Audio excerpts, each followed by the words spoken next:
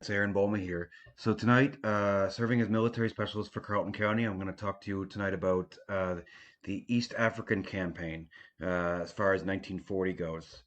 So the East Africa campaign was a series of battles fought on the Horn of Africa during the Second World War by the British Empire. And of course, the British Commonwealth of Nations and several allies against the forces of Italy from June to November 1941. I'm just going to cover the 1940.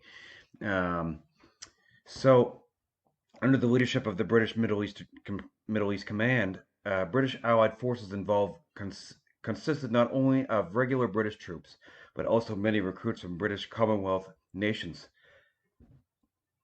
So you've got Sudan, British Somaliland, British East Africa, the Indian Empire, South Africa, Northern Rhodesia, and Southern Rhodesia. Uh, New Zealand, British West Africa, as well as the British Mandate of Palestine. In addition to the British and Commonwealth forces, there were Ethiopian Irregular forces, free fighting French forces, free Belgian forces, and of course the Italian forces. They contained mainly, Italian nationals, East African colonials, Eritreans, Abyssinians, and Somalis, and a small number of German volunteers of the German Motorized Company. Now, the majority of the Italian forces were East African colonials led by Italian officers. So this is certainly this fighting had much continued on until November 1941. The fighting began with the Italian bombing of the Rhodesian airbase at Wajar in Kenya and continued pushing the Italian forces through Somaliland, Eritrea, and Ethiopia until the Italian surrender at the Battle of Gondar in November 1941. So this is the mainstay of what I'm going to talk about tonight is the 1940 situation. So June 10th, 1940, when Mussolini led Italy into the Second World War against the British and the French. No, sorry. The Italian forces in Africa became a potential threat to British supply routes along the Red Sea and through the Suez Canal. While Egypt and the Suez Canal were Mussolini's obvious primary targets, an Italian invasion of either French Somaliland or British Somaliland were reasonable choices. They were reasonable choices too.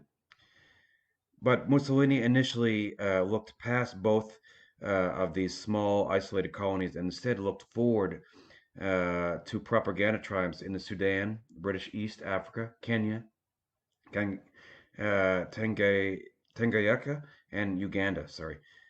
However, the Italian Central Command, Comando Centrale, was planning for a war starting after 1942.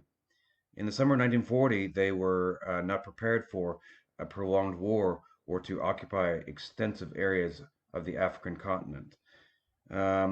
Certainly, in the early part of the war, the British General Archibald Wavell, of course, which I talked about in the last presentation on North Africa, he was the commander in chief of the Middle East Command, had a total of 86,000 British and Commonwealth troops at his disposal to handle potential threats in Libya and Iraq, Syria, Iran, and East Africa.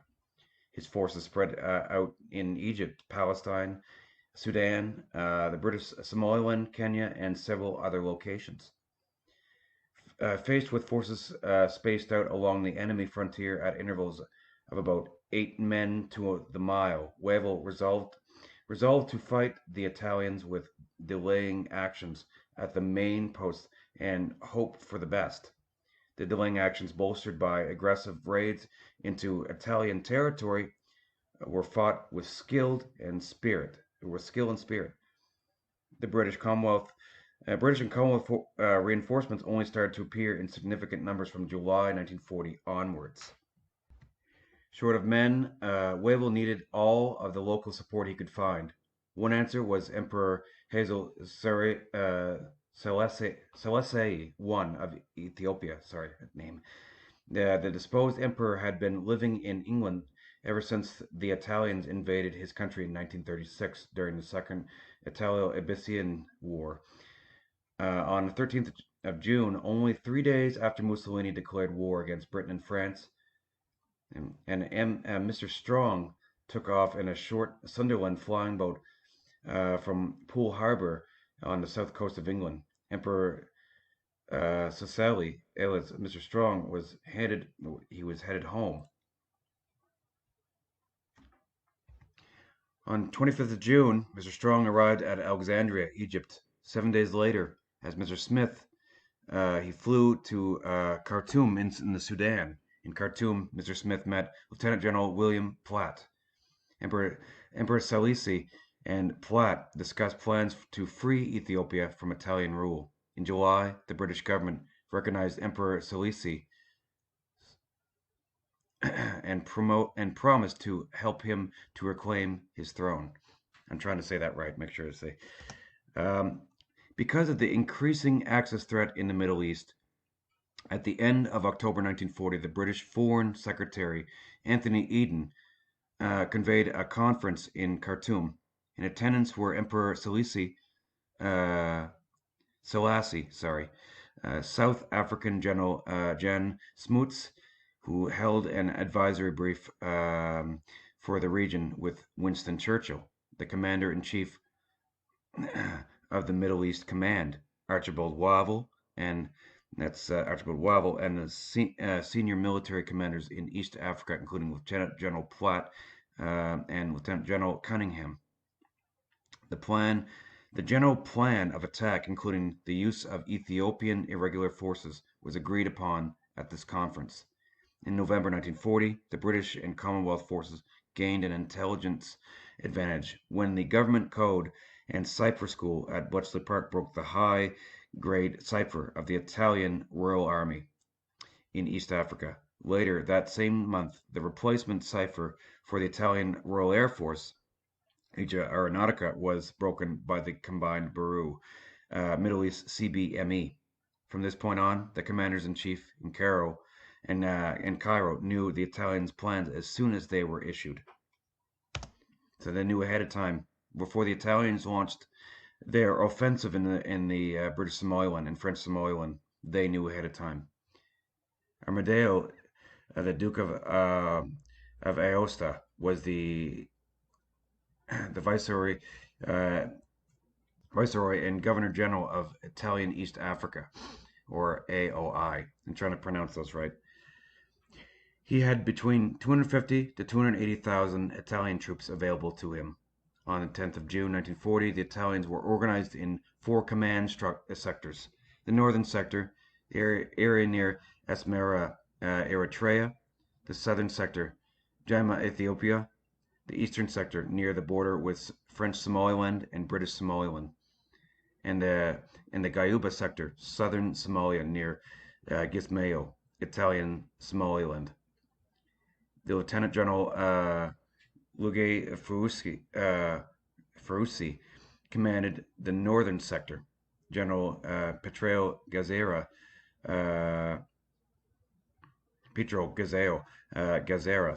commanded the southern sector. General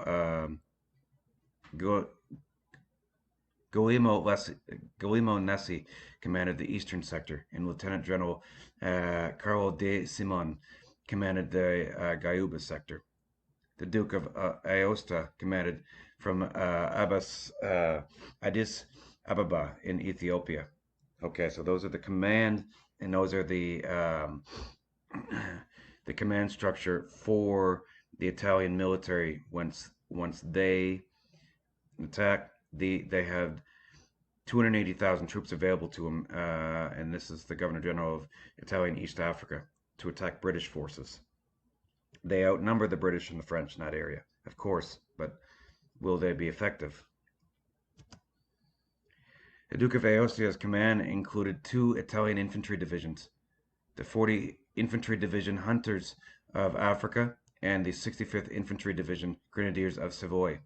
The Italians also had 1 battalion of elite mountain troops, Alpini troops, 1 battalion of highly mobile infantry, Bersaglieri, and numerous fascist paramilitary black shirts battalions, similar to what would be well, incomparable in that kind of category to the SS of the Germans, but certainly not nearly as well trained. Security Volunteer Militia, MVSN, Colonial Militia, and other smaller units. Most of the Italian troops in East Africa, about 70%, were local East African askaris, while the askaris of the regular Eritrean battalions and the Somalian colonial troops of the Royal Court of Colonial Troops, um, Colonel Rio Regio Corporal Troop Colonialia, were among the best Italian units in East Africa. The majority of the colonial troops in Italian East Africa were recruited, trained, and equipped to do no more than maintain order in the colony. The Somali Dubats, recruited from border clansmen, provided useful light infantry and skirmishers, but the irregular bande were much less effective. Ethiopian askaris and irregulars recruited during the brief Italian occupation deserted in large numbers after the outbreak of war. The Royal Corps of Colonial Troops included horse-mounted Eritrean cavalry known as Falcon Feathers. On one occasion, a squadron of these horsemen charged British and Commonwealth troops, throwing small hand grenades from the saddle. Here, once again, we have the L3 tankettes, and these, of course, these vehicles are not equipped to do, of course, armored spearheads, much like the Blitzkrieg of the German military machine is, and certainly they fail to stop and to adequately push back, not without M1140 tanks, M1339, not without those tank units behind them. And so Italy certainly did not have the best capability as far as equipment, as what I mentioned in the last presentation. On occasions, foreign merchant vessels captured by German merchant raiders in the Indian Ocean would arrive to Somali ports, but their cargoes were not always of much use to the Italian war effort. The Yugoslav steamer Dermidor, captured by the German auxiliary cruiser Atlantis, came to Warsaw on 22nd November 1940 with a cargo of salt and hundreds of prisoners. Another problem that afflicted the Italian forces was the lack of medicine for diseases endemic to the Horn of Africa area, especially malaria. It is estimated that nearly 1/4 of the Italian troops defending Amba Alagi in April 1941 had malaria during the siege. The Italians at Mb Alagi had no medicine for malaria. Italian medicine at the time being all but gone during the last months of fighting in 1941. Even the commander of Mb Alagi, the Duke of Aosta, was himself afflicted with malaria during the siege. He died of tuberculosis and malaria on 3rd of March 1942, a few months after his surrender. So that's interesting. From 1940 and then looking into 1941, 42, the problems that they certainly had on the logistical level as much as the medical level. So the specification for the M1340 was first issued in December 1937 by the Regio Esposito, which in command of operations for procurement for the regular military of the Italian war machine, the Italian army. It was intended as a replacement for older models, namely the Fiat L3 tankettes and the medium M1139, an interim tank with a hull main gun. To save time, the M1340 was based on the M1139, but with a completely redesigned upper hull. It has a turret wide enough to hold a 47mm gun, a Breda Modelo 35, an excellent anti-tank gun with performance quite similar to the Russian ZIS 45mm, used by their T-26 and the BT-25 tanks. Um, the BT series, of course, are earlier tanks that the Russians used before the Second World War in 1930s, even with the clash with the Japanese. And many of those tanks certainly failed against German armor in 1941. And we'll talk about that in later presentations. But these had a gun. This tank had a gun similar to that was performance that did work pretty well up through the 1930s, and it was effective. Firepower was supplemented by twin Breda 8 mm machine guns in the hull and an extra coaxial 8 mm tracing shots. The British Vickers Mark E was also a clear inspiration. And sorry, I meant BT7, BT2, BT5, BT7, and BT7M. Sorry, not BT25. I was thinking of another tank. So that's the Russian tanks I was thinking of. So yeah, it's hard to familiarize with everything and get everything right when there's so much information that you're trying to pronounce and try to put it forward. But yeah, so so this tank had similar to the BT7 gun to the BT7 and T-26. So because of the high production numbers, nearly all Italian armored divisions received large amounts of these tanks, which replaced older models. The first engagements came with the Albanian and Greek campaigns in late 1940, and of course the North Africa campaign, where most soldered until 1943. Their first engagement in the Desert Campaign was with the Babini Brigade in December 1940, during Operation Compass, which we talked about in the last presentation. They fought at Derna and later at Bardia against the Australians. During the British offensive, many M1340s were captured in good condition and were later reused. The Australian ones fought notably at Tobruk, displaying large kangaroos on their hull and turret. So they were captured and reused by the Australian forces. So here is some prime example of Italian soldiers. He's got the submachine gun you see there is the Machado Auto Beretta. That's M3842 or a similar version. That's with the dual trigger. It's a light machine gun. Like a lot of submachine guns of its time, it's chambered in 9 mm, much like the German MP40, MP38, 9x19 parabellum. Of course, so this and its effective range is not very far. It's 200 meter yards effective firing range. So that there it carries, it looks like either a 30 or 40 box magazine. It's a detachable box magazine, and that is what it's is capable of carrying for as ammunition.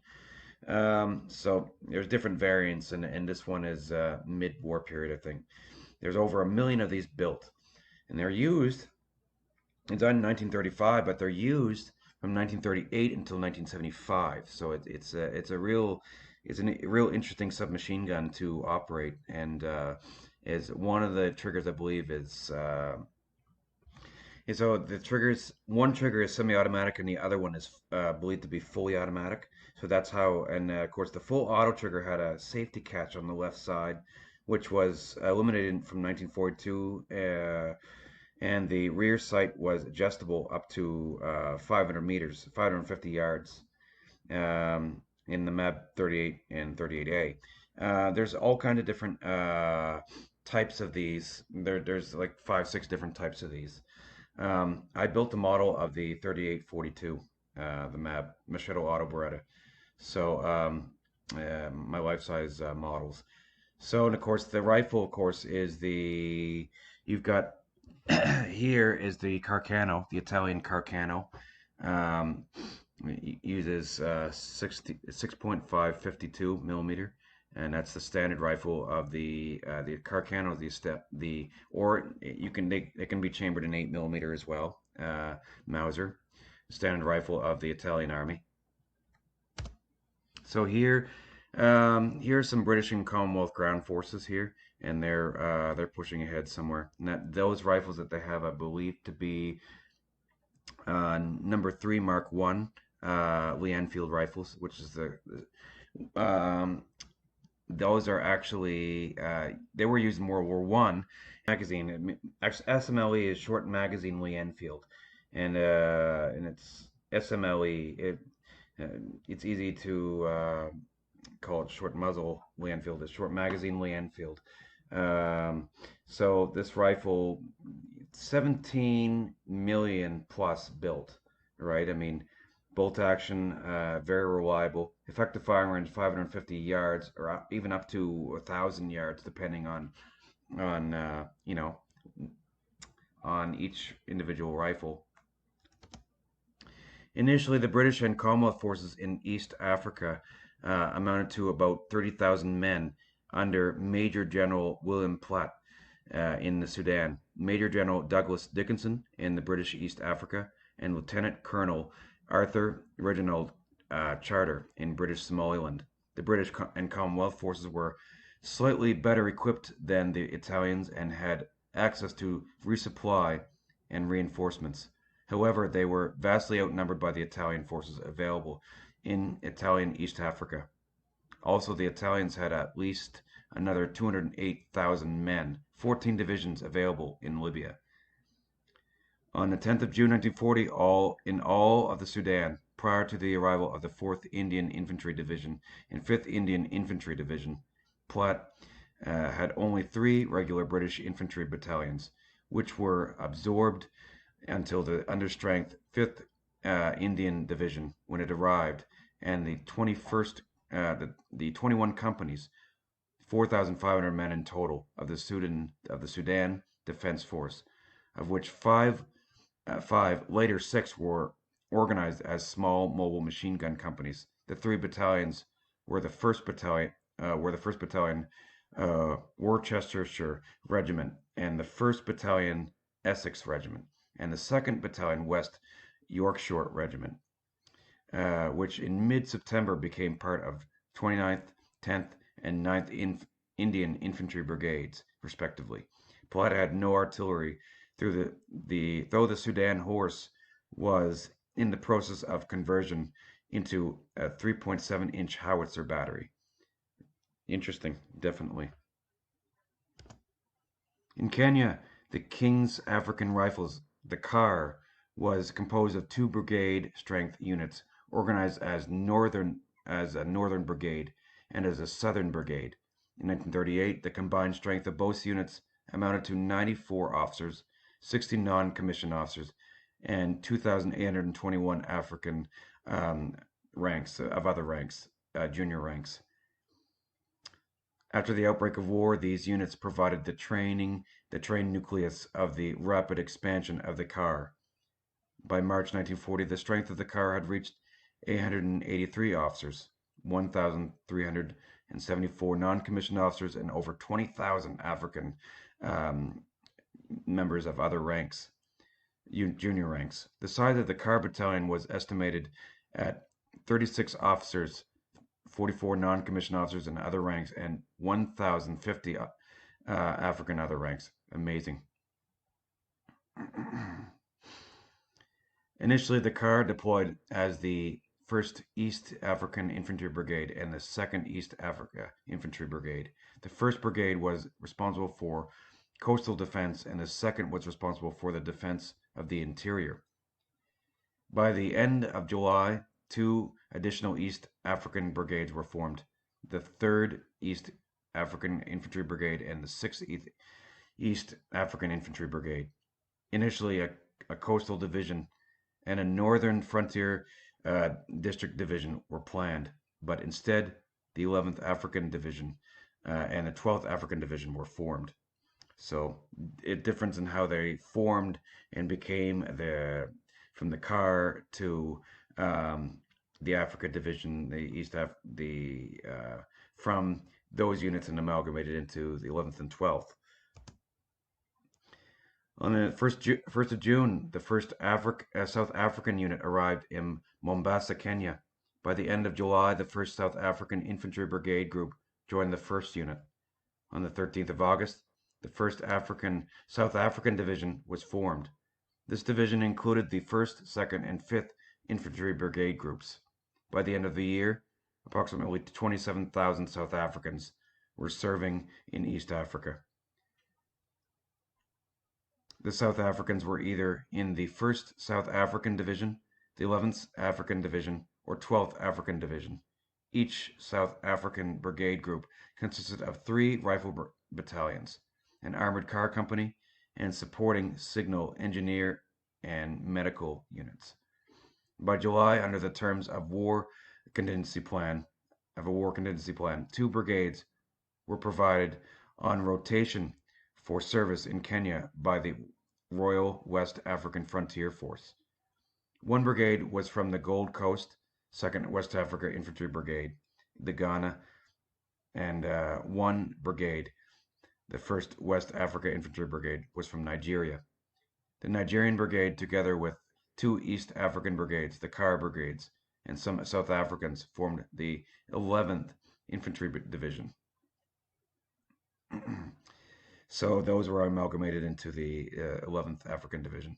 And the 12th African Division had a similar formation with the Ghanaian Brigade taking the place of the Nigerian Brigade. And that's some of the pictures there of some of those units. Here's the South African soldier, and here are some of the members of the Car, I believe the Car Brigades. So here's a propaganda poster, of course, together, multiracial, multi-inclusive. The colonials fight for Great Britain with Great Britain is part of the empire. Egypt, British Somaliland, Kenya, Nigeria, South Africa, and Canada, of course. And many of the, the East Indies, part of the British Empire, all inclusive. In British Somaliland, Charter commanded the British officered Somali troops of the Somaliland Camel Corps, together with the reinforcements that were trickling in.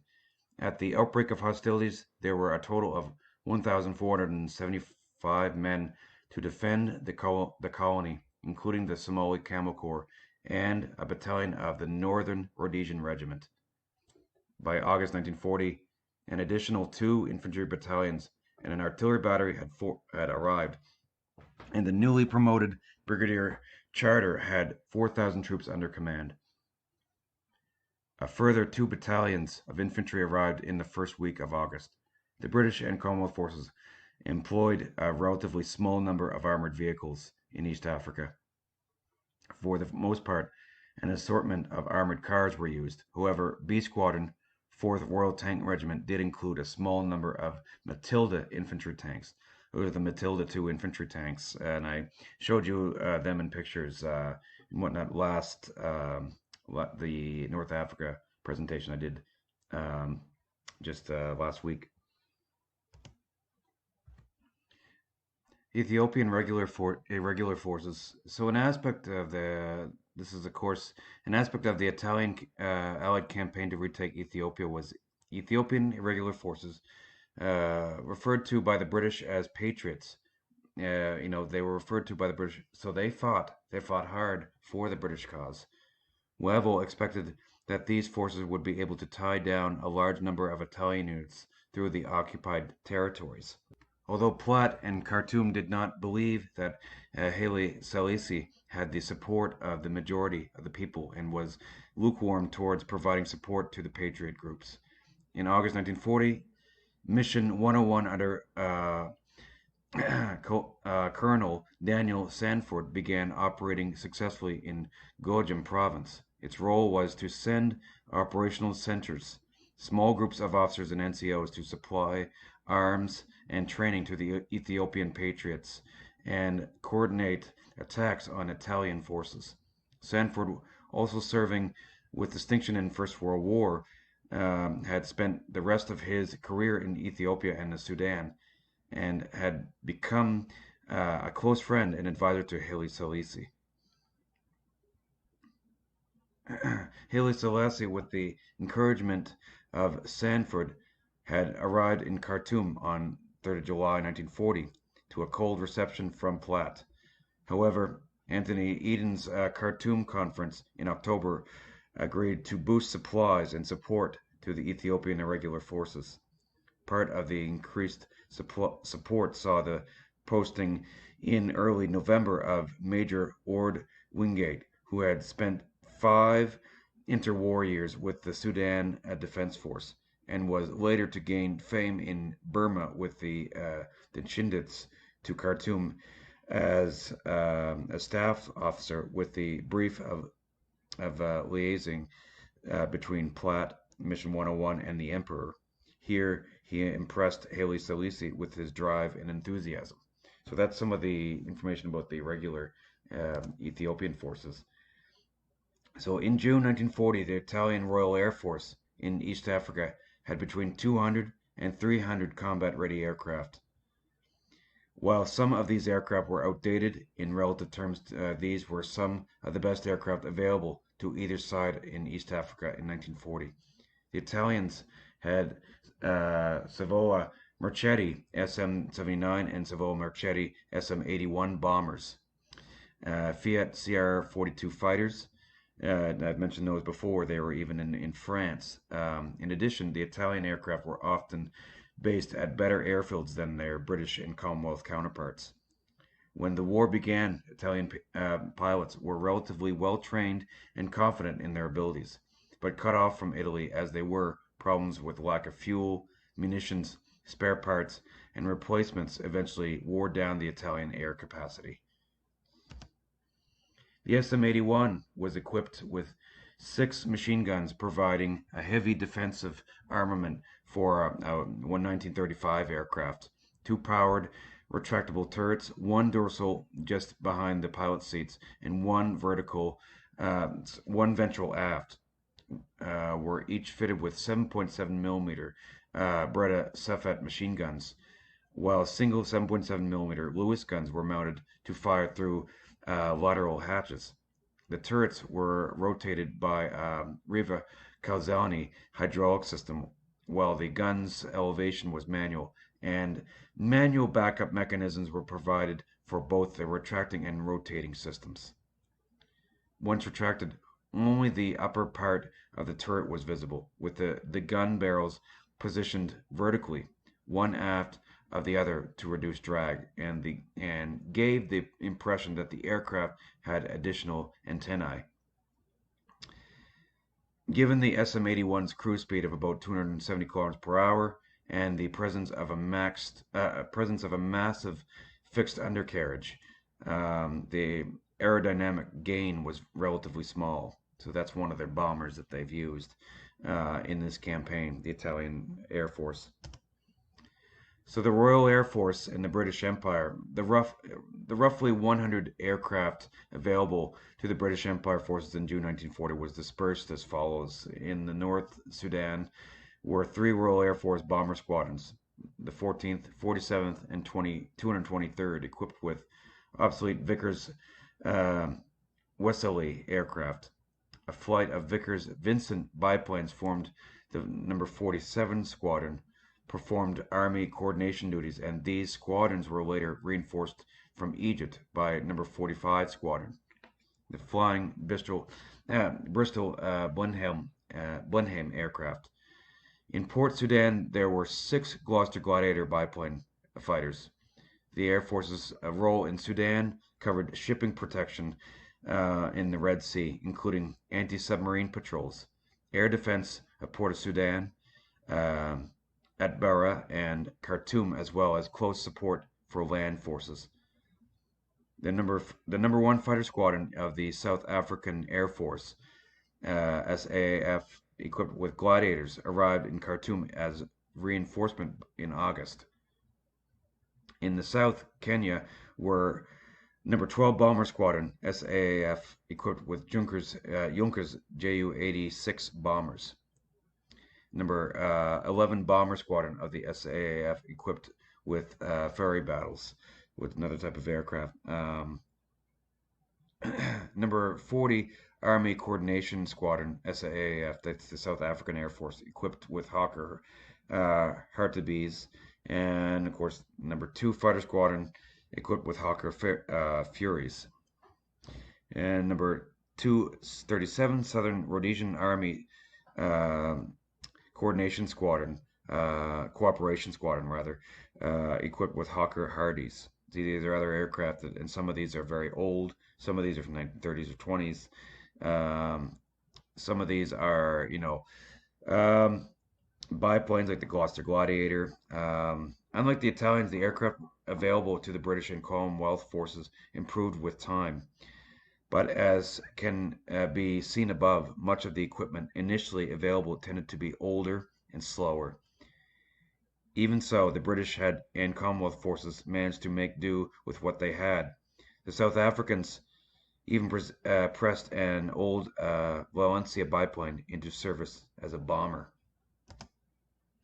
So the Gladiator was manufactured by the Gloucester Aircraft Company, who back in 1920 acquired the design rights from to the French Nighthawk fighter aircraft. After that, the company closed down. This aircraft certainly did its time, in 1927, 28. There were contracts even to Japan and whatnot. Of course, but of course, because of the outbreak of the Second World War, the production of the Gladiator was only short-lived. It never did prove its worth as a fighting machine, and were outclassed definitely as death traps to the against the Luftwaffe with the Bf 109s in early 1942 or 1940, 1939, during the Second World War. So only two marks were made: the Mark One and Mark Two. The Mark One was powered by a single 830 horsepower Bristol Mercury radial engine of 9 cylinders. Armament was 4 Browning 303 machine guns, and of course the Browning is a very good. Of course, the Browning 303 is a very good machine gun, just like the Vickers 303. Um, of course, so it had the two mounted machine guns in the fuselage and two mounted on the wings. Only 378 Mark Ones were built. The Mark II varied a little from the Mark One, except for the British Mercury was improved, and the design was put out an extra 10 horsepower and designated the 8AS. A number of the Mark IIs were constructed to naval specifications and were known as Sea Gladiators. Many of the Gladiators found their way overseas from both Air Force and naval use. In all, total of 749 Gladiators were manufactured. Amazing. And this, of course, is the part of the Italian campaign, which you see here, Italian bombers. And these Gladiators, of course, were not much of a military aircraft. They would have been in the 1930s and maybe, during the First World War, but it was short-lived as a as a fighter and military application aircraft. The Italian Red Sea Flotilla, the Riga Marina Italiana, maintained presence in the Red Sea region with its Red Sea Flotilla. Most of its vessels were stationed in the port of Massawa in the Italian colony of Eritrea. However, lesser port facilities existed in Mogadishu in Italian Somaliland, um, and also as at Essab in Eritrea. The Red Sea Flotilla included 7 destroyers organized into 2 squadrons, 5 motor torpedo boats, MTB, or in Italian, motoscafo armato cerulant, organized into 1 squadron together with 8 submarines organized into 2 squadrons. The Italian naval squadrons were viewed by the British as a threat to Allied convoys heading from the Gulf of Aden to the Red Sea. But as Italian fuel supplies in Massawa dwindled, so did the Italian fleet's opportunity for offensive action in the Red Sea. The Red Sea Flotilla and its home port of Massawa did, however, represent a link between Axis-occupied Europe and the naval facilities located in the Italian concession zone in Taichung in China. The British Eastern Fleet faced the Italian Red Sea Flotilla, of course, and until the Second World War, the Indian Ocean had been considered a British lake. The Indian Ocean was ringed by significant British and Commonwealth possessions. Much of the strategic supplies needed by the United Kingdom in both peace and war had to pass across the Indian Ocean. These included Persian oil, Malayan rubber, Indian tea, and Australian and New Zealand foodstuffs. In war, Britain relied upon the loyalty and manpower of Australia, New Zealand, and India, and these had to be transported. Safe passage for British cargo ships was critical and crucial. Despite this, the Royal Navy had tended to station its older ships in the east and used the China Station and the Far Eastern Station as sources of reinforcements for other theaters. Even when gravely threatened, the Eastern Fleet largely consisted of older capital ships that had been deemed too slow or too vulnerable to be of use in the Atlantic Ocean or the Mediterranean Sea. Starting in June 1940, the Italians tested the resolve of the British and Commonwealth forces along the borders of the Sudan and Kenya and in the shipping lanes of the Red Sea. On the 13th of June, early in the morning, three Italian Caproni bombers appeared and bombed the Rhodesian air base at the fort located at Wajir in Kenya. The Rhodesian aircraft were still warming up and preparing to take off on a dawn patrol. The Capronis bombed the fort and the landing ground and nearby housing. The King's African Rifles, the car, then garrisoning the fort, lost 4 killed and 11 wounded. 2 Rhodesian aircraft were badly damaged, and a large dump of aviation fuel was set on fire. Following this, the airbase at Wajir received regular visits from the Italians every second or third day, and the Rhodesian pilots were made to realize the significant shortcomings in speed and firepower of the Hawker Hardies they themselves flew. In the dawn of June 17th, the Rhodesians struck back and supported a successful raid by the car on the Italian desert outpost of El Wak on Italian Somaliland, some 90 miles northeast of Wajir. The Rhodesians bombed and set alight the thatched mud huts and generally harassed the enemy troops.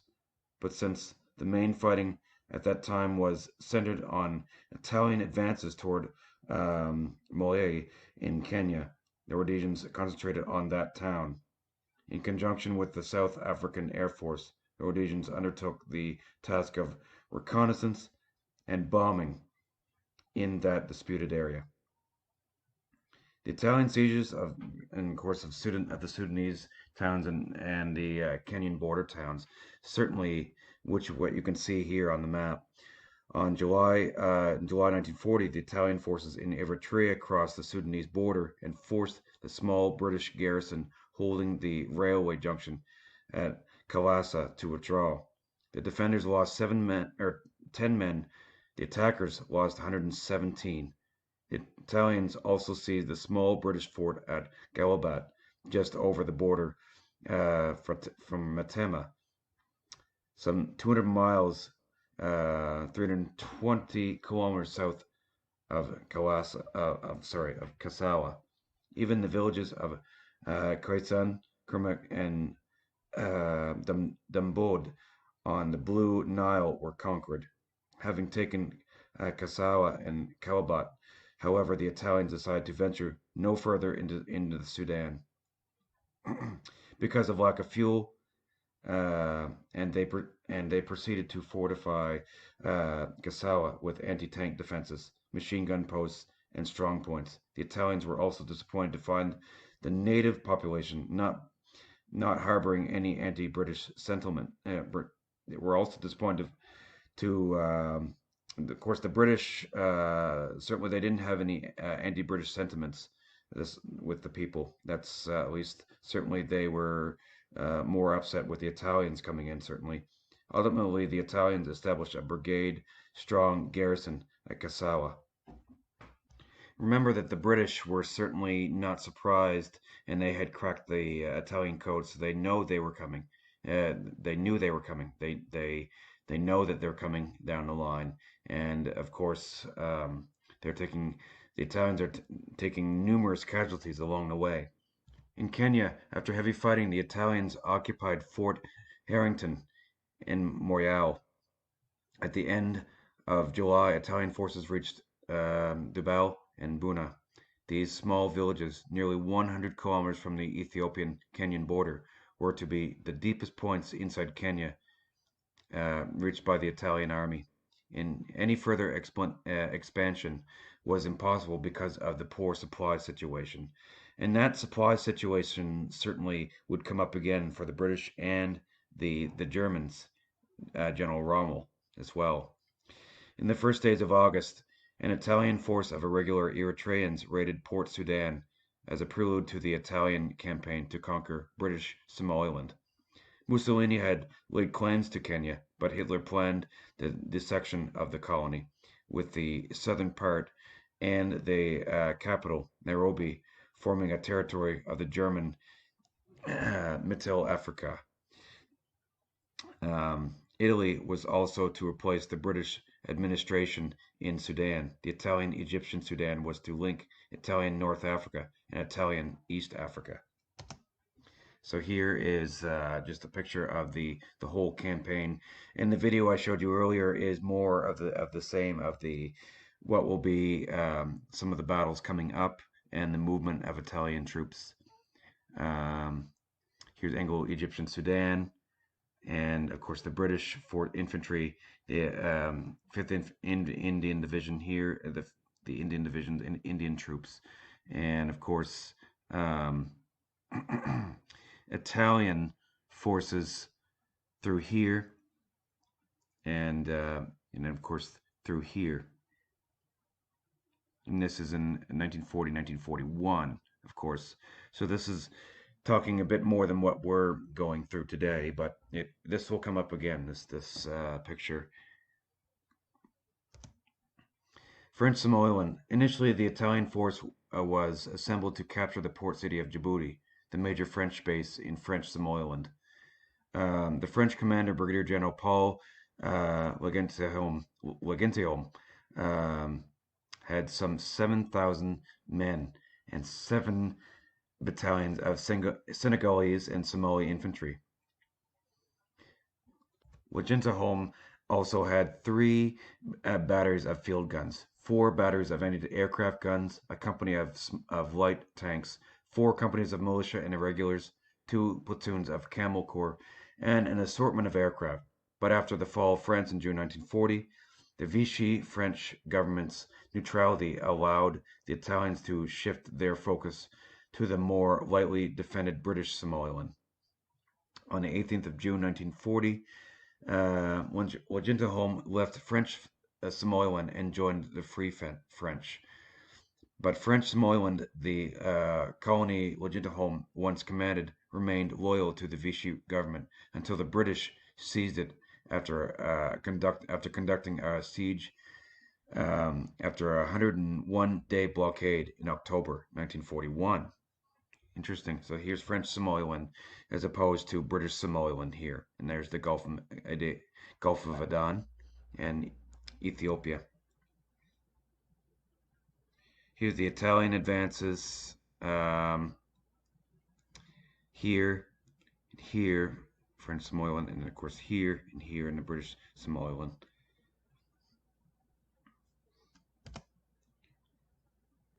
The first target of the Italian assault was the French colony and the port of Djibouti. And of course, they were the defending territory. Of course, was that Major General Paul Legentium.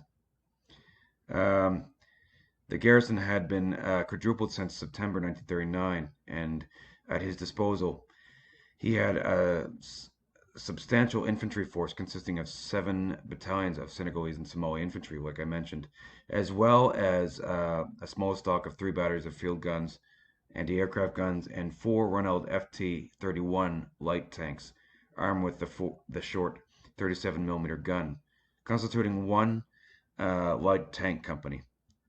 This constituted a significant force of men and tanks intended not to just dissuade the Italian forces from attacking, but according to Allied plans, it was to be the strike force against Addis Ababa, the much weaker British forces in Anglo-Egyptian Sudan, Kenya, and British Somaliland, um, and were supposed to remain defensive and let the French attack up the rail line to Addis. So they were supposed to remain defensive and let the French attack up the rail line. But that certainly, whether the Italians knew this, that this was the plan or not, the peril was obvious, of course.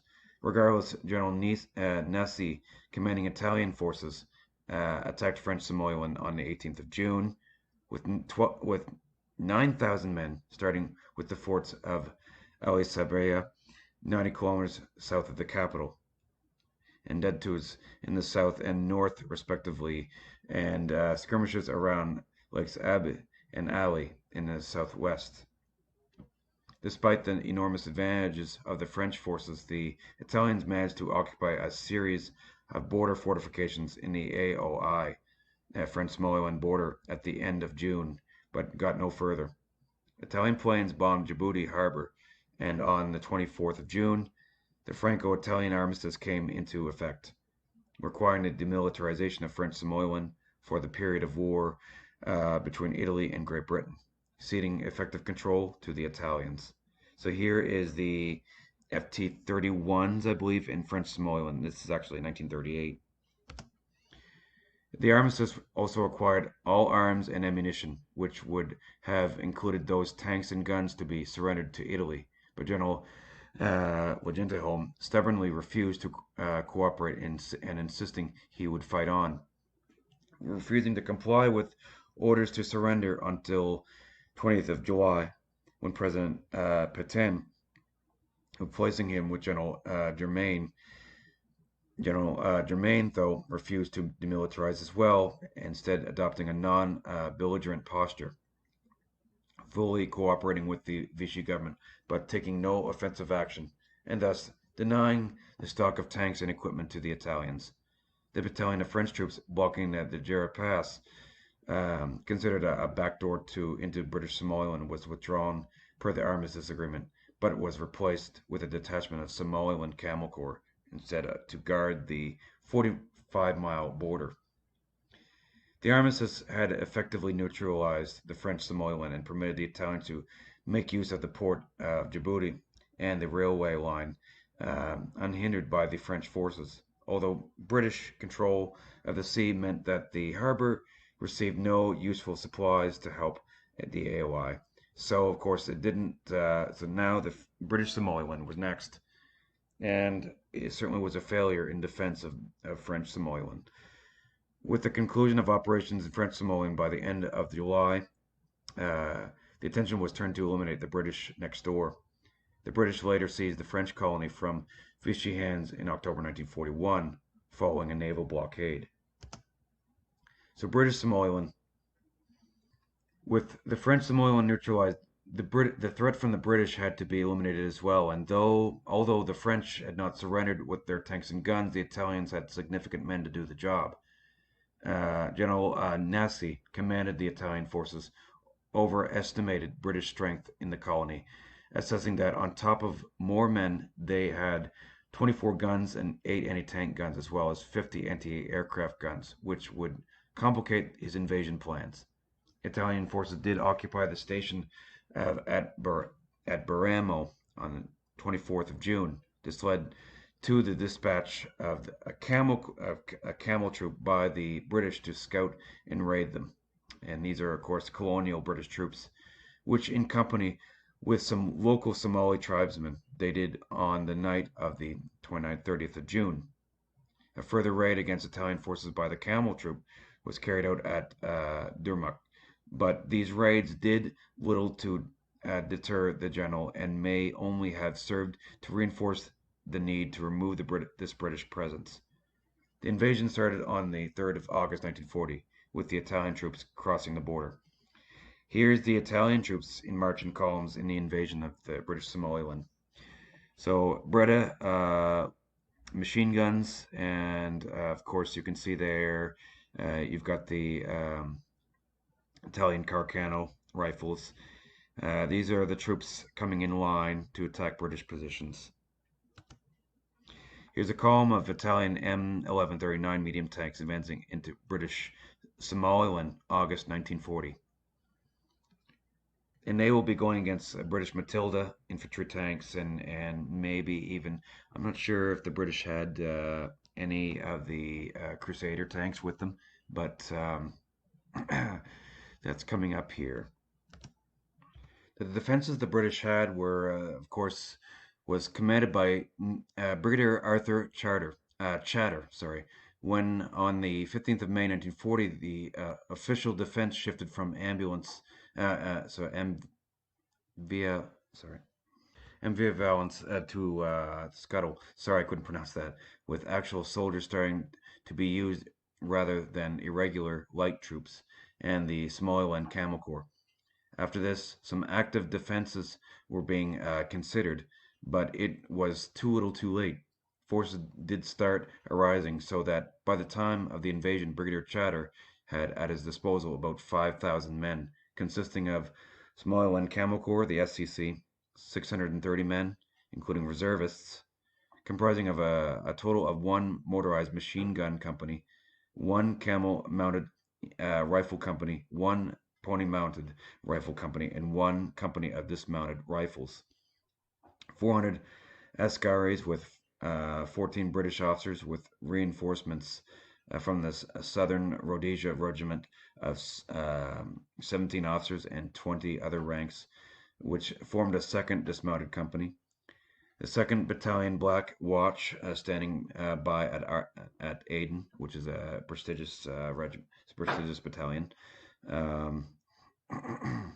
1st Battalion Northern Rhodesia Regiment, 2nd Nyasaland Battalion King's African Rifles, the CAR, about 875 men, of whom just 9 of the 40 officers were regulars. They arrived on 12th of July. The 1st East African Light Battery of 3.7 millimeter howitzers from Kenya, 3.7 inch howitzers from Kenya, arriving on 12th of July, and the 1st Battalion 2nd Punjab Regiment and the 3rd Battalion 15th Punjab Regiment. And they are arriving the 1st of July 1940. Some police units and 6 Italian 20 millimeter cannons stripped from an interned Italian ship. So they stripped down that ship and reused the guns and ammunition. So that's what they had for defenses. So here's some of the camel units. Troops of the Somaliland Camel Corps. So Brigadier Chatter chose the best defensive line open to him, about 50 miles inland from Berbera on high ground.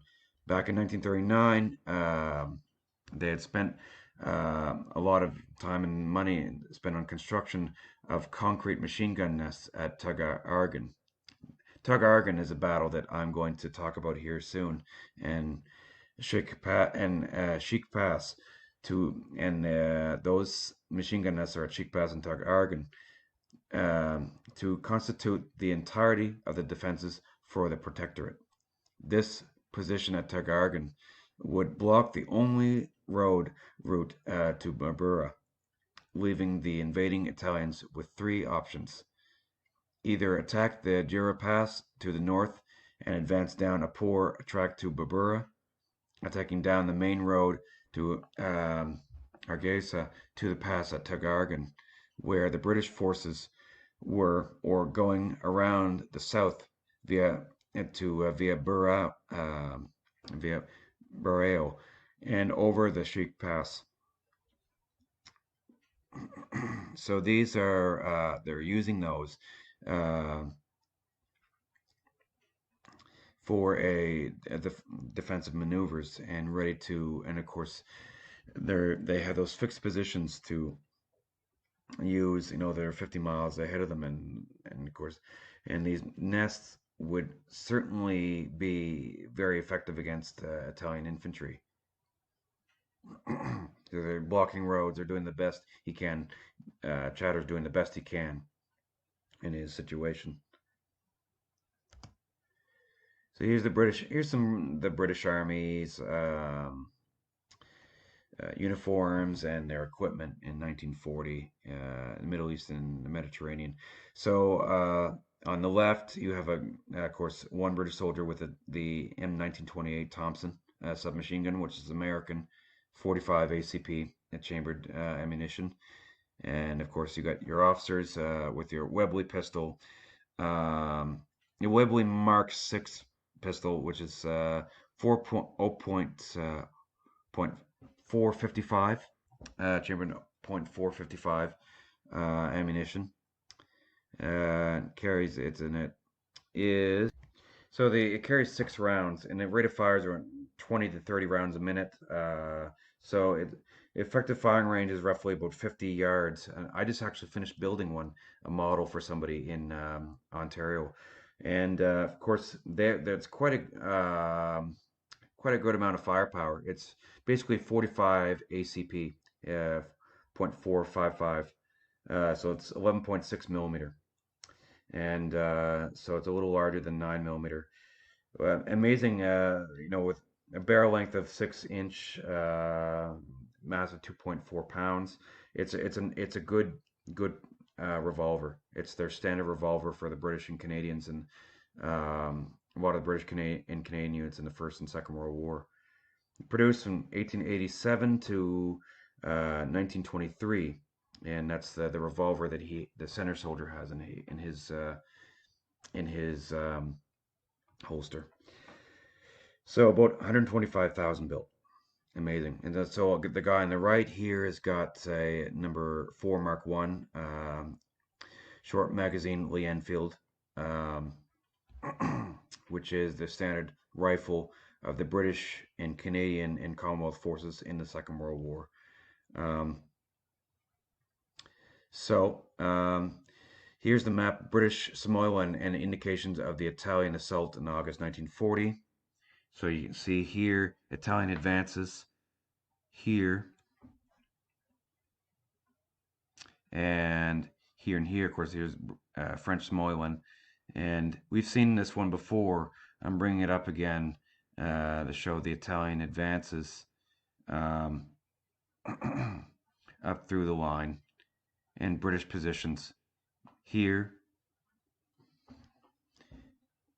at Adadel, and of course here's the Tug-Arden Gap, which I'll be talking about soon here. Invading British Somaliland was the substantial force under General Nassi, consisting of about 25,000 men, of whom just 4,800 were Italian, with the bulk being native Asari troops, as well as the infantry force. General Nassi had also had half of a company of M1139 medium tanks and a squadron of CV3 light tanks, as well as some armored cars. Dividing his force, General Nassi sent the main portion, including the tanks, eastwards along the Jiga to Argasea, a road. Commanding this column was General Carl de Simeon, leading 13th Colonial Brigade under General Nam, the 14th Colonial Brigade under General Tosti, and the 15th Colonial Brigade under Colonel Gaziosi.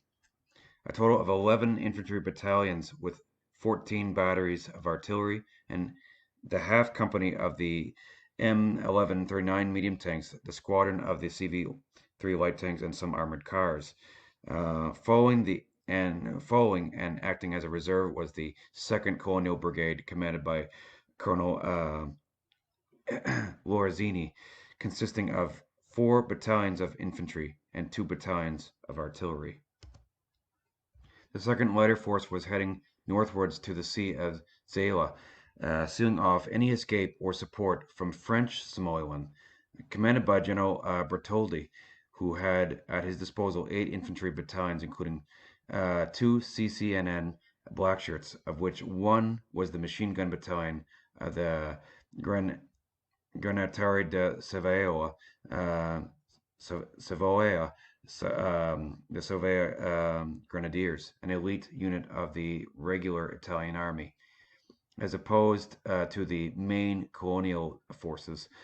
Brigadier Bertoldi was supported by 4 batteries of the artillery unit split between 70th Colonial Brigade and the 17th Colonial Brigade. Alongside this northern column was an exploitation unit led by General Passeron, with just 2 battalions of infantry and a battery of artillery, with the plan of being then upon the fall of Zela. This small unit could attack Barbera from along the coast. The third and final column, consisting of a single infantry battalion, 2 groups of irregular troops, and a single battery of artillery, was led by General Bertello. They were to circle around the right flank. This force was sent to attack Sheikh Pass, and then onto Babura. If all 3 columns were successful, General Nassi would not only seal off any possible escape or reinforcements by land, but also converge on Babura from 3 directions. The attack began on the 3rd of August 1940, with the border crossed by the north and south columns, with the main column moving toward Hargeisa. Here, on the 4th of August, it met elements of the Camel Corps and the Rhodesians, and the Italians deployed their 12 light tanks, CV3s, abreast in a line of attack.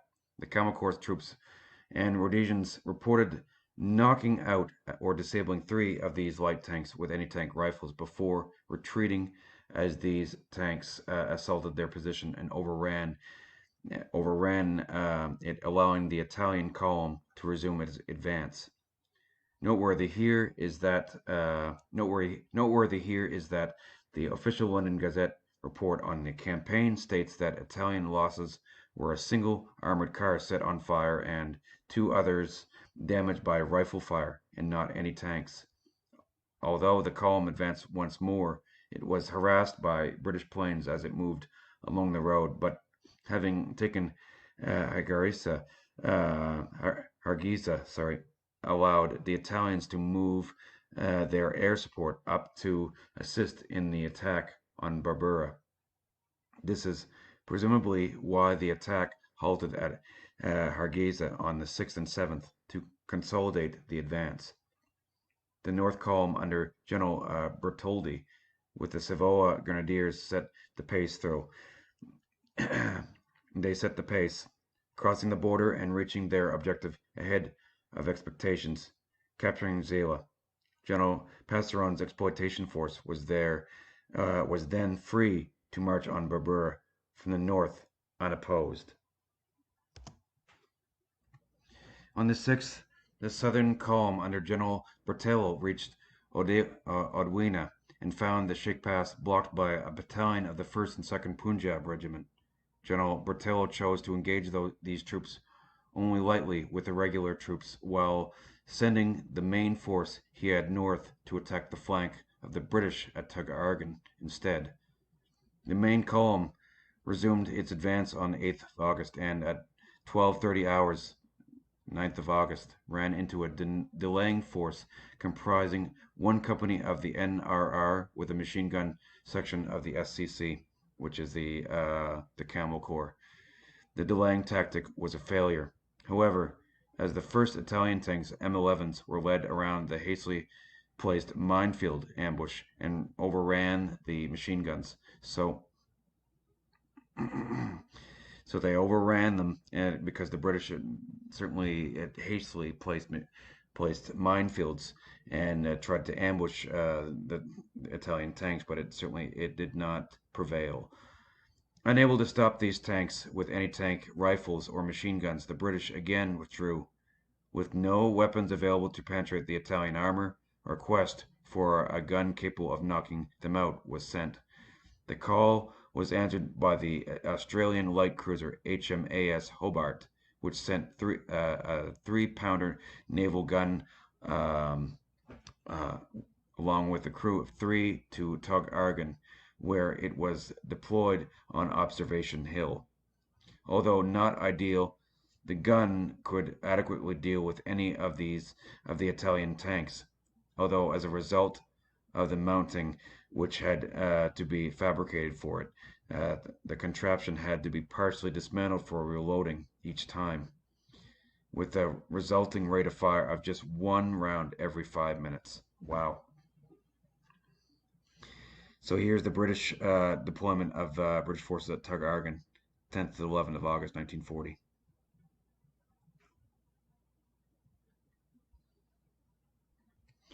The British Home Command was aware that an invasion had begun and on the 10th was sending reinforcements and a change of command. Brigadier Chatter was replaced with Major General A.R. Goodwin Austin because of the size of the force coming would need a higher ranking commander. These reinforcements were another battalion of infantry, an artillery battery, a field artillery regiment, 2-pounder anti-tank guns, a unit of Indian sappers, and the mechanized cavalry regiment taken from the 4th Indian Division. However, they never arrived, leaving General Goodwin Austin to command the original and much smaller force. The only reinforcements he had at his disposal were 3 anti-aircraft guns with the 23rd Battery Hong Kong and Singapore Brigade of the Royal Artillery. Here's the Battle of Tug Argon.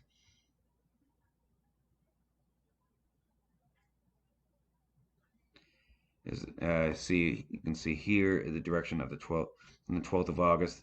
The blue is the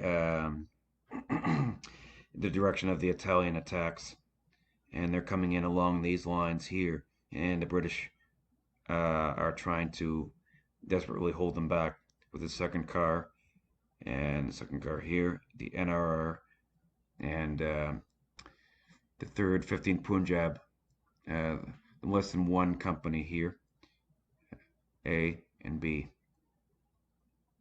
Amazing. So that block hill is 3,690 feet. Wow. The Italians reached Tug Argon on the 10th, but did not attack until the 11th as they deployed ready for attack. The column had been led by the M1139 medium tanks, followed by CV3 light tanks, and then the troops carried by a lorry. The British position was arranged with 3 companies of the 3rd 15th Punjab Regiment dispersed over the hilltops covering the right flank, the north. At the Saw Hills, you can see them here. The left flank at the Sawyer Hills. So the left flank south was a 5-mile long position covered by the Rhodesians and Camel Corps on a series of hills: Black Hill, Navy Hill, Mill Hill, Castle Hill, and Observation Hill, with the 4 3.7-inch guns divided into pairs of 2 on the hills, Nobby and Mill Hill.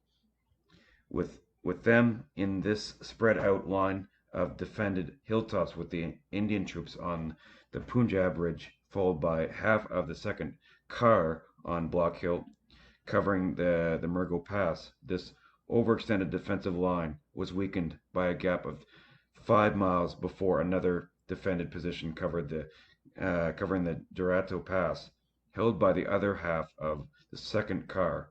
Behind all of this was the newly arrived second Black Watch, which held in reserve at Lefferig. This was a poor arrangement, with troops unable to cover each other with supporting fire due to the distances between positions, and enough room for the Italian forces to maneuver between them or pick them off one at a time. So one of the systems I want to talk about today, of course, is the Bren Gun Carrier, or Universal Carrier.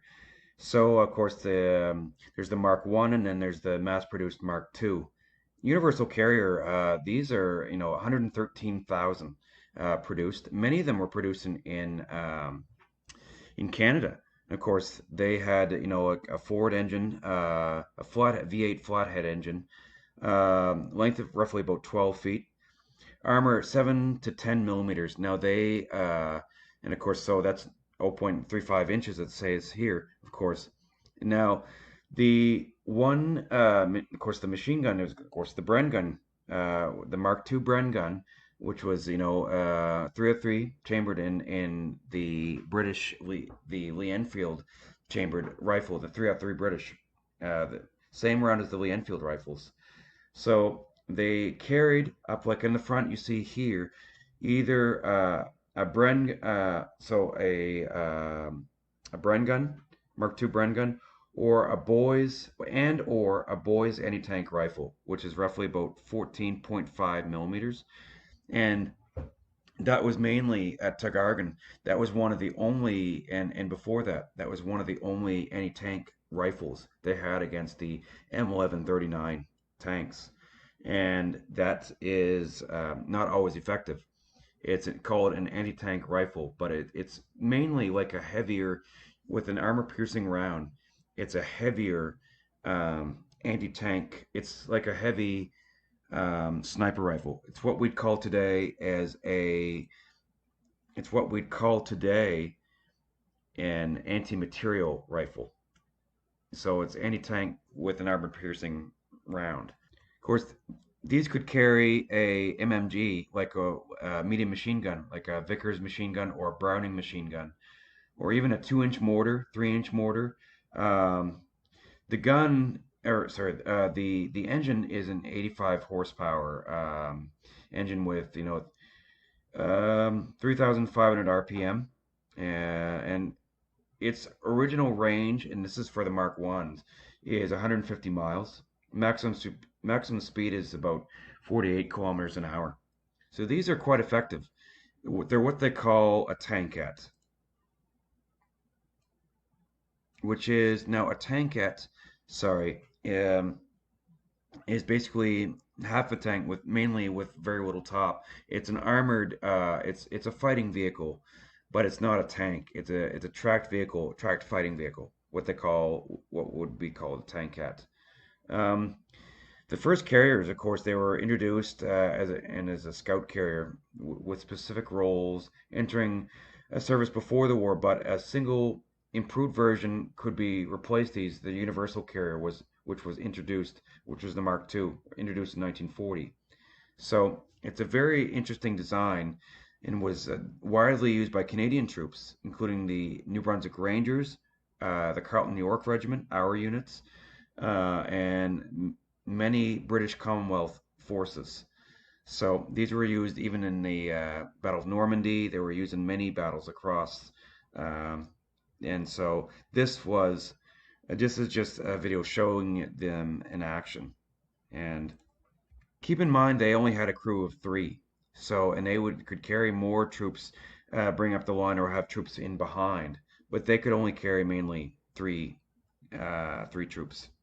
There's even a flamethrower variant, which is, the Israeli troops even used after the war. Of course, there's different types of designs. The Universal Carrier Mark II is the one that's was most produced, and there's like over 100,000 produced at least. The British design, it was universal because it could do so many different roles. Is it quite amazing? Here you see the M39, the M1139 in Eastern Africa. So this is the British Somaliland invasion. This one here on the right, this one here. That's one of the ones that we used. And of course the French Colonial Renault FT31, and that was a tank that was, of course, those are some of the tanks that were had at the French Somaliland area.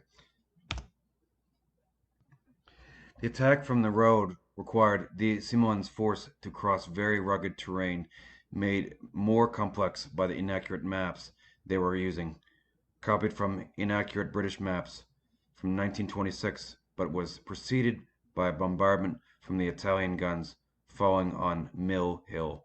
which was defended by 2 platoons of the Camel Corps along with 2 howitzers. The bombardment then shifted to other forward positions and was then followed up by air attacks from the Italian bombers and ground attacks by fighters. Mill Hill in particular was heavily damaged by this shelling and bombardment. In the history of the King's African Rifles, Lieutenant Colonel Morris Bartlett reports that 8 Italian tanks had been moving along the tug toward Observation Hill, were fired upon by the 3.7 inch howitzers on the hill, which appears to have caused them to leave. Of course, they pulled back. The 14th Brigade took the center and attacked the Rhodesians over the dry stream bed, for which Tug was named. A tug is a dry stream bed. Interesting. To their left was Lorenzini with 2nd Brigade working. Lorenzini, with a 2nd Brigade working its way along the British positions, making excellent use of cover through the dry stream. On the right flank, 15th Brigade faced Punjab Ridge with the armored vehicles held back in reserve. The right flank, attacked by the 15th Brigade, was supported by the arriving troops from Bertella's column heading north. Thus, the British positions were too spread out and were attacked in force from more than one direction. So, of course, you can see here British troops defending that position, or about trying to defend a position. One of them has a Lewis machine gun on the rear, and the other one either a 50 cal or 30 cal. In the initial Italian attacks from the center and north were repulsed, but the gaps between the positions were exploited by the 15th Brigade, splitting the car from the Rhodesians along Murgo Pass. The Italians ambushed a supply column, and the Black Watch, having penetrated past the British lines.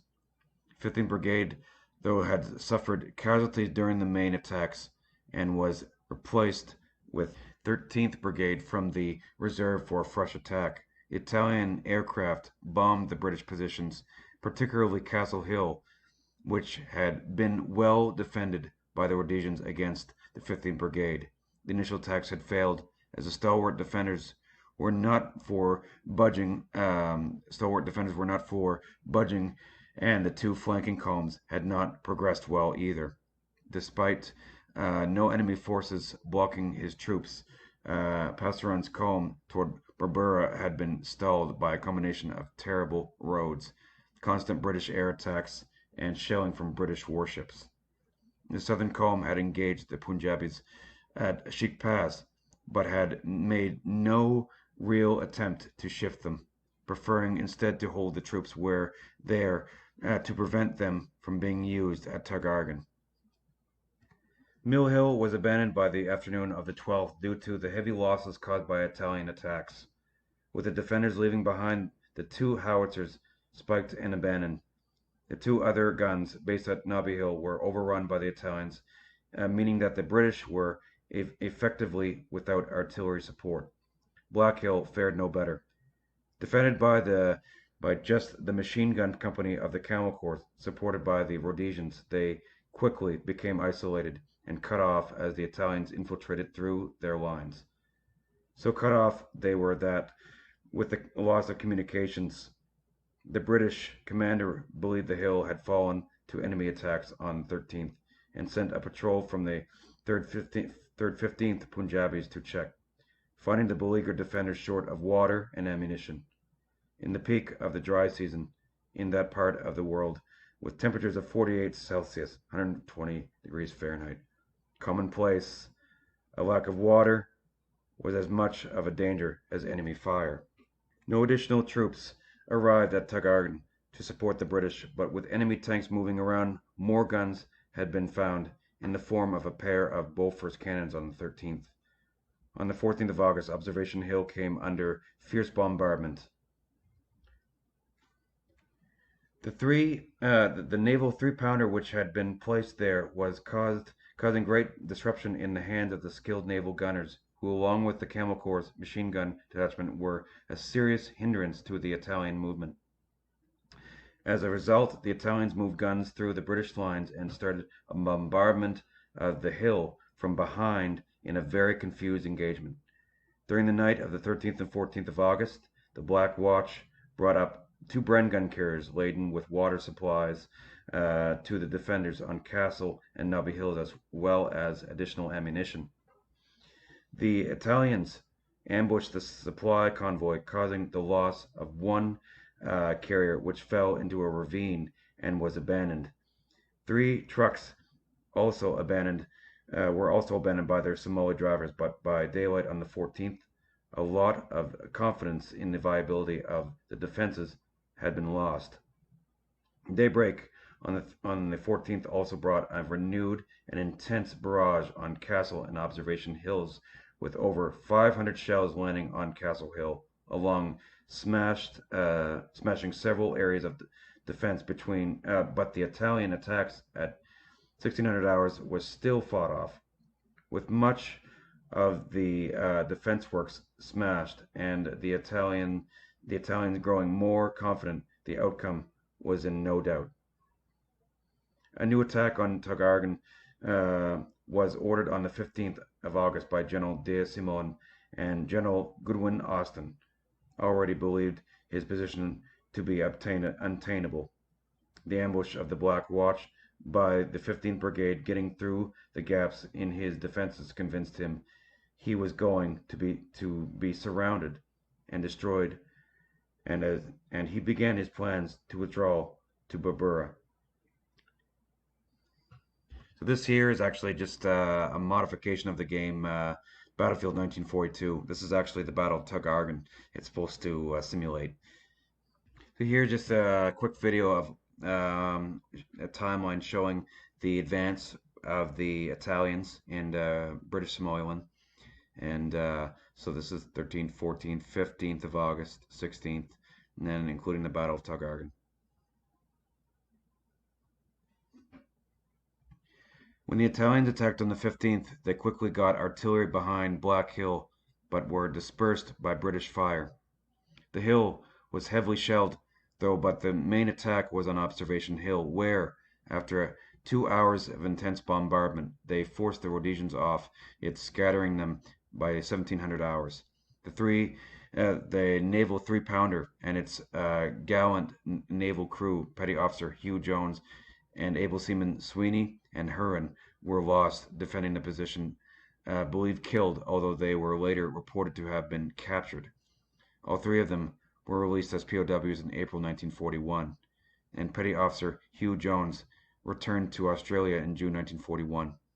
Captain Wilson, East Surrey Regiment, commanding elements of the Somaliland Camel Corps, received a posthumous Victoria Cross for his actions on Observation Hill. Amazing. That's Tagargan, French Somaliland, British Somaliland, Italian Somaliland. The Italians then set to work on the Punjabi positions. Lorenzini's flanking force penetrated into the Punjabis' positions as they were withdrawing, causing chaos as the 3rd 15th Punjabi Regiment withdrew in disorder.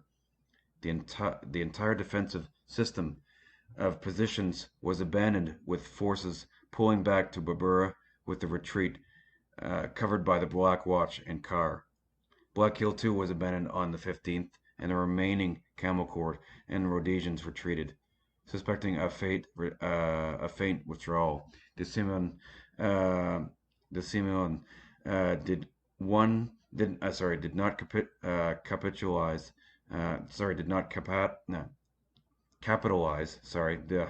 on the enemy route, with his forces still in position for further attacks and to defend what they had won. 2nd Brigade was moving towards the positions formerly held by the Black Watch at Liefering, with 13th moving along the road to support them. 15th Brigade was still on the high ground they had won. 70th Brigade was still coming back to the main force, and 14th Brigade was still in reserve, with no progress made in pursuit until the 17th. Finally, at 10:50 hours on the 17th, realizing the British were retreating, the Simeon ordered the attack on the covering position at Lefrung held by the Black Watch and the two companies of the Second Car, who uh, were covering the British withdrawal and found them to be a most stubborn opponent. Despite attacking with a brigade strength, 70th Brigade force supported by artillery and tanks, the attack was poorly organized and it did not go well for the Italians. The attack on the left flank was repelled, and then there was a battalion strength attack by hordes of Italian troops, many of them black and being driven forward by a sjambok, a type of whip, wielding white officers. Wow.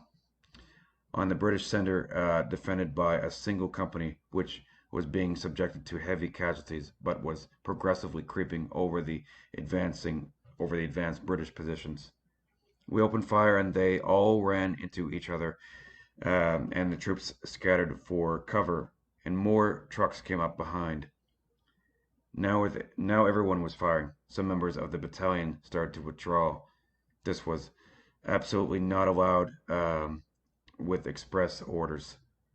I got very angry and jumped out of my trench, waving my pistol. I shouted to them to turn around and get back to their trenches, fix their bayonets, and then come with me. Account of Captain D. Rose, that's the Black Watch. Captain Rose brought up 3 Bren carriers, and the company forced the Italian battalion back about 500 meters at the point of the bayonet, restoring the position to British control. During this time, Captain Rose was shot in the shoulder, bowing him. Arse over tip like a shot rabbit. That's a British example. Before he got back to his trench, the Italian attack was pushed forward on the left with great spirit until 50 Highlanders upped and charged wildly, yelling, "Bayonets out!" for 600 yards. A terrifying sight that sent the enemy rising and running like hares in their hundreds. Nice, interesting. Hail Silesius War. So that's some eyewitness accounts. The next attack by the Italians sought to regain this ground, attacking along the left and center with infantry supported by 8 to 10 light and medium tanks working together, where they ran into the fire of the 2 Bofors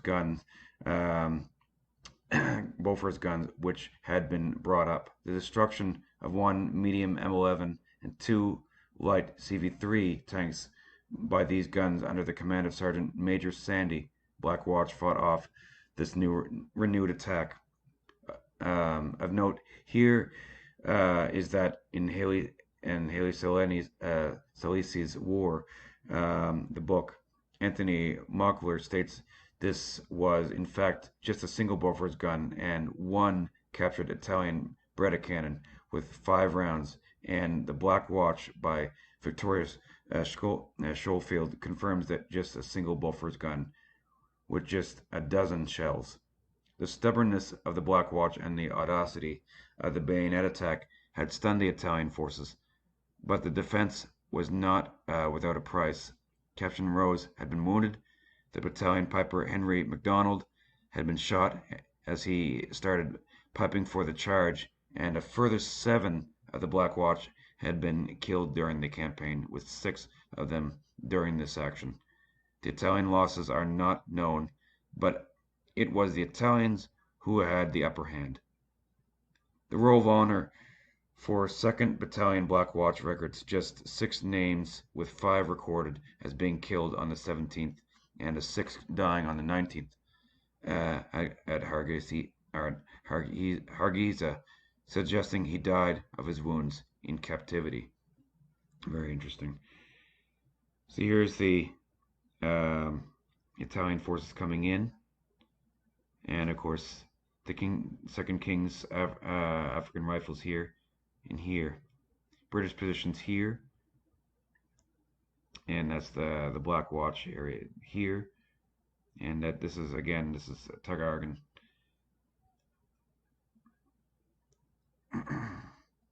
Okay, and then here's the second Black Watch here, right?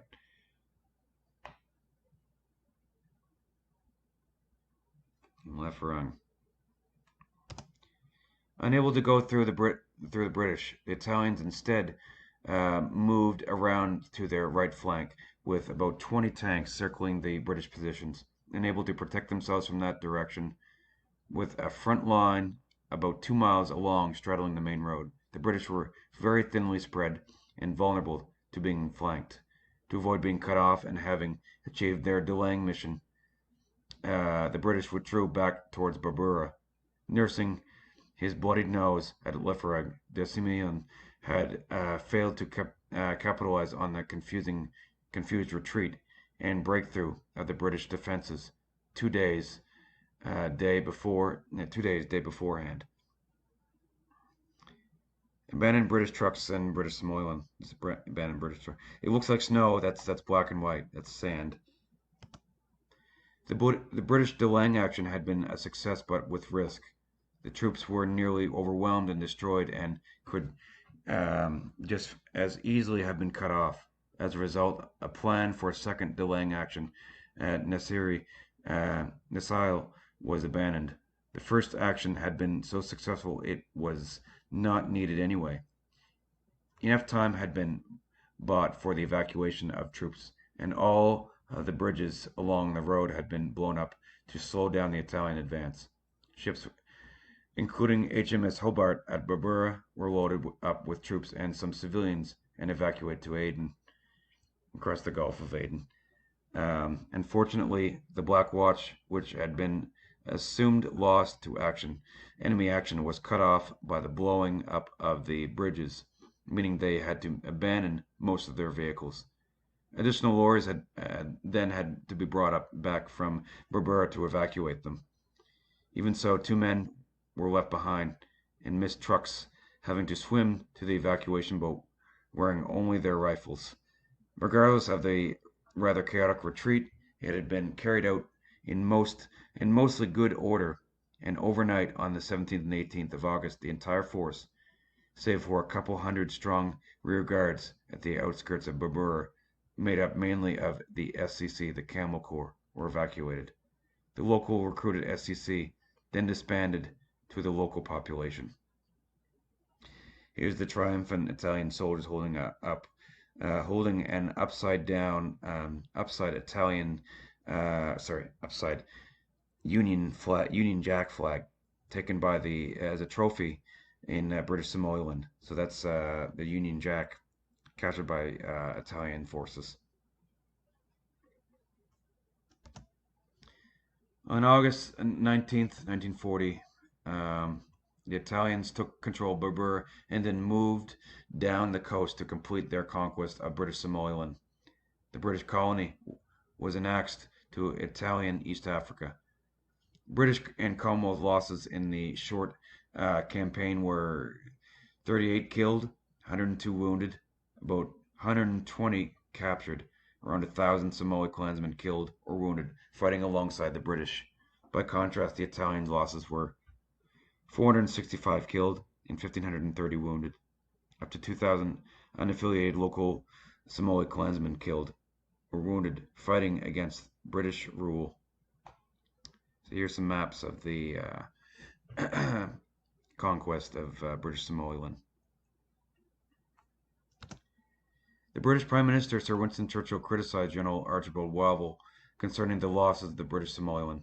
It was Wavell's Middle East Command which was responsible for the loss of the colony. Because of the low casualty rate, Churchill fretted that the British had abandoned the colony without enough of a fight.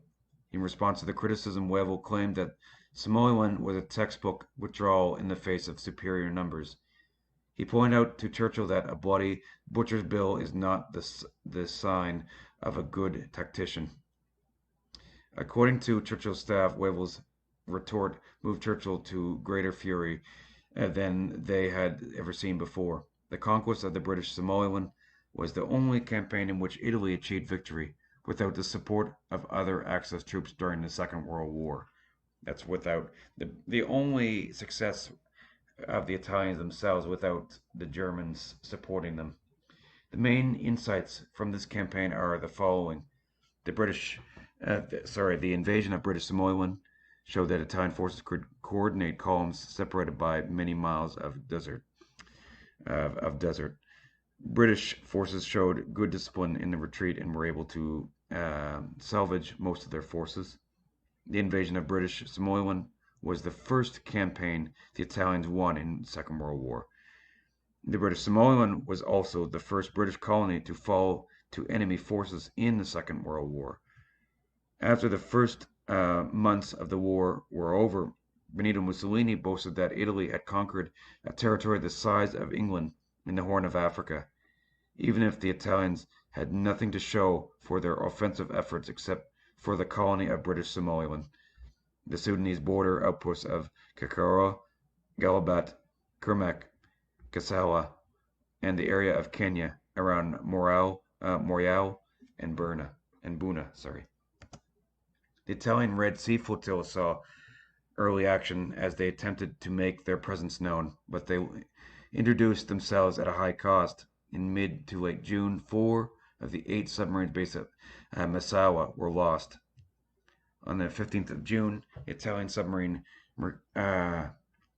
Mersal ran aground and was a total loss. 16th of June 1940, the Italian submarine Galileo Galilei sank the Norwegian tanker James Stove, approximately 12 miles, 19 kilometers south of Aden. 18th of June, Galileo Galilei captured the Yugoslav steamship Dravo, but in the end released it. On the 19th of June, Galilei was on patrol off Invading and encountered the armed trawler Moonstone. During a gun duel, the commander of the Galileo was killed, and the submarine was then captured by the armed trawler. The submarine was subsequently used by the British as HMS X2. So, on the 23rd June, in the Gulf of Aden off French Somaliland, the Italian Bren-class submarine Evangelista Torricelli was sunk by the British destroyers HMS Kandahar and Kingston, with assistance of the sloop Shoreham. Several hours afterwards, the British destroyer Khartoum suffered an internal explosion following a fire and sank in shallow waters off of Purim Island. The British destroyer was a total loss. Later in June 23rd, the Italian submarine Legui Galvani sank the Italian patrol sloop Pathan in the Indian Ocean. However, on the 24th of June, Lugai Galvani was sunk by the sloop Falmouth in the Gulf of Oman. Definitely high cost. So this is the X2. This is the submarine after it was captured. Archimedes class diesel attack sub, similar to German U-boats in design. She served in the Riga Marina, the Italian Navy, before and during World War II, and then captured in 1940 in the operations in East Africa. During the time between the Italian conquest of British Somaliland and the Allied counteroffensive, much attention shifted to the naval sphere and to the activities of the Italian Red Sea Flotilla. Fuel and parts shortages continued to hamper the ability of the Italian flotilla to interfere with either convoys or even individual vessels of the British Eastern Fleet.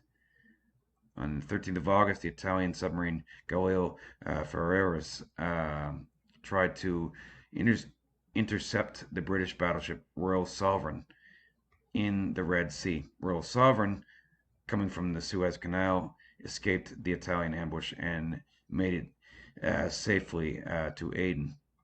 On the 6th of September, the Italian submarine Guglielmo Marconi waited for prey south of the Faroe Islands.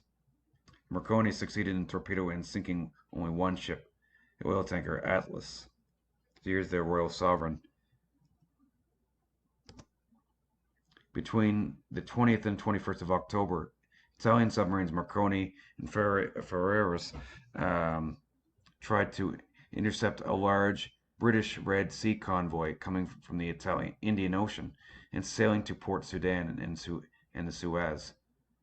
The BN-7 convoy included 31 cargo vessels escorted by the New Zealand cruiser Lender, the British destroyer Kimberley, and 5 sloops. The convoy also had an air escort provided by 50 fighters and bombers based at Aden. So these 2 subs did not succeed in intercepting the convoy. On 21st November, the same convoy attacked by the Italian destroyers Pantera, Leone, and Francisco Nulo. The convoy escorts drove the Italian destroyers off. 2 of the convoy escorts, the New Zealand cruiser Lender and the British destroyer Kimberley, drove the Italian destroyer Francisco Nulo ashore with their combined firepower. Nulo was destroyed the next day by the Royal Air Force, Blenheim, the light bombers.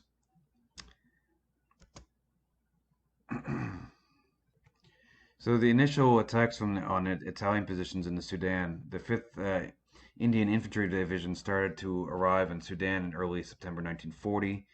29th Indian Infantry Brigade were placed on the Red Sea coast to protect Port Sudan, in the Port Sudan.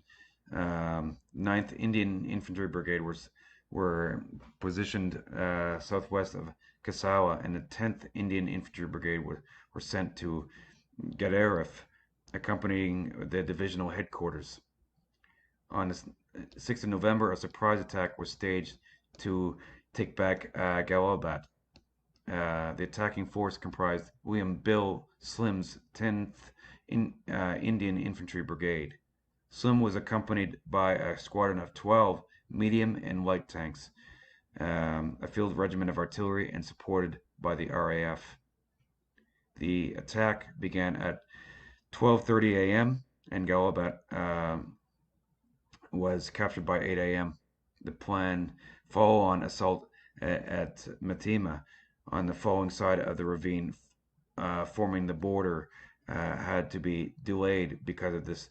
By this time 9 of the tanks were out of action. The Italian counterattack. Lieutenant General Luigi Ferrucci,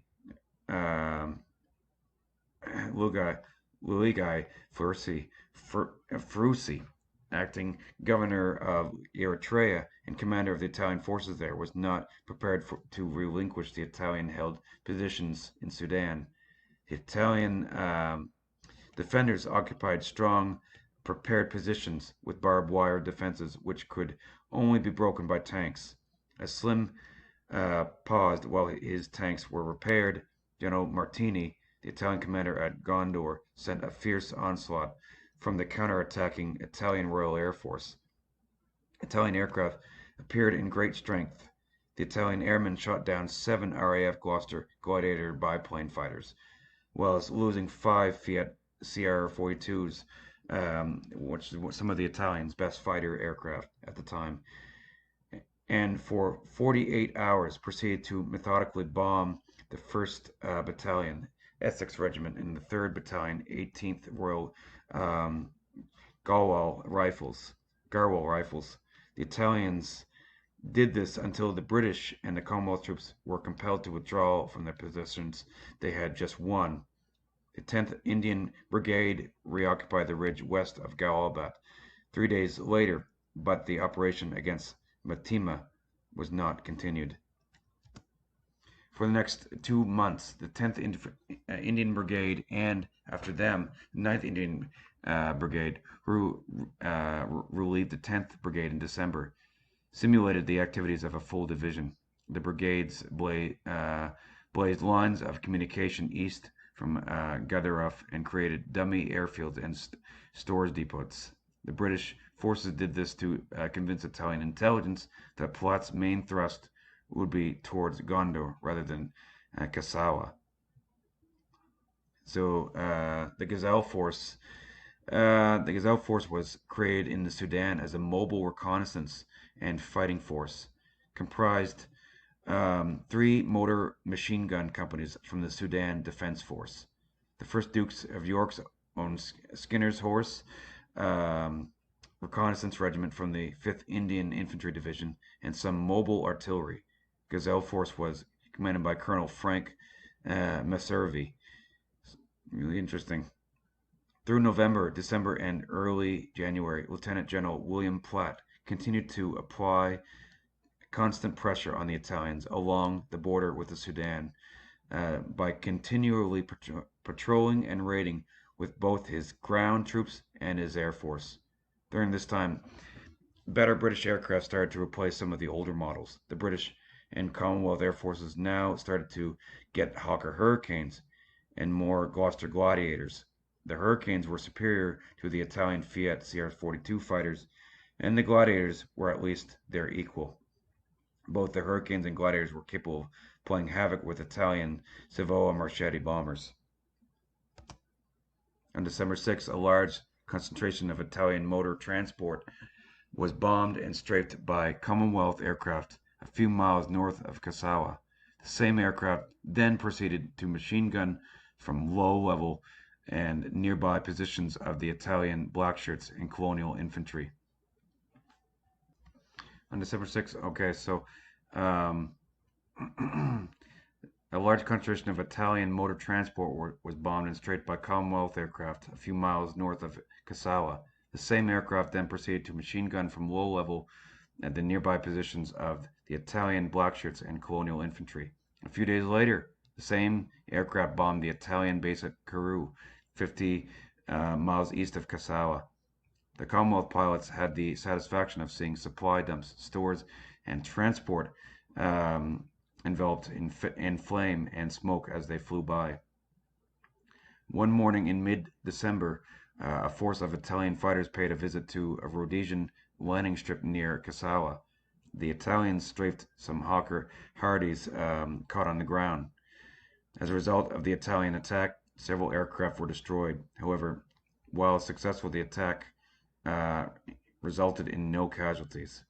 After the conquest of British Somaliland, the Italians adopted a more defensive posture. Throughout late 1940, the setbacks suffered by Italian forces elsewhere in the Mediterranean Sea and in the Western Desert, in over the skies of Britain, and on the Albanian border with Greece, prompted the new Italian chief of the General Staff in Rome, General Ugo Cavallero, to adopt a new course of action in East Africa. In December 1940, Cavallero argued to the Italian High Command that the Italian forces in East Africa should abandon offensive actions against the Sudan and against the Suez Canal. Instead, Cavallero argued that Italy should focus on defending the Italian East African Empire. Amadeo, Duke of Aosta, also requested permission to withdraw from the Sudanese frontier. In response to Cavallero and the Duke of Aosta, the Italian Supreme Command in Rome issued orders for the Italian forces in East Africa to withdraw to better defensive positions. Orders were sent to Lieutenant General Lugai Frusi for him to withdraw his forces from Kasawa and Metemma in the lowlands along the Sudanese border with Eritrea. Instead, Frusi ordered to hold the more easily defended mountain passes on the roads running eastward from Kasawa, the Argodat,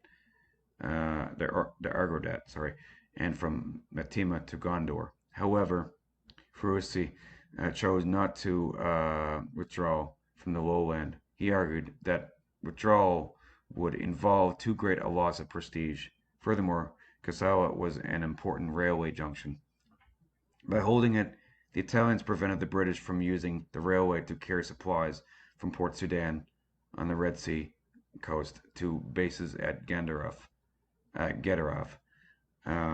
Italian on the information on the Italian withdrawal was quickly deciphered by the British, and knowing the Italian plans, General William Platt was able to start his offensive into Eritrea on the 8th of January 1941, 3 weeks ahead of schedule. And this is General Lucy. This is Frusi here. Okay, ladies and gentlemen, thank you very much. This is East Africa 1940. Aaron Boma, military specialist for Carleton County. Thank you very much.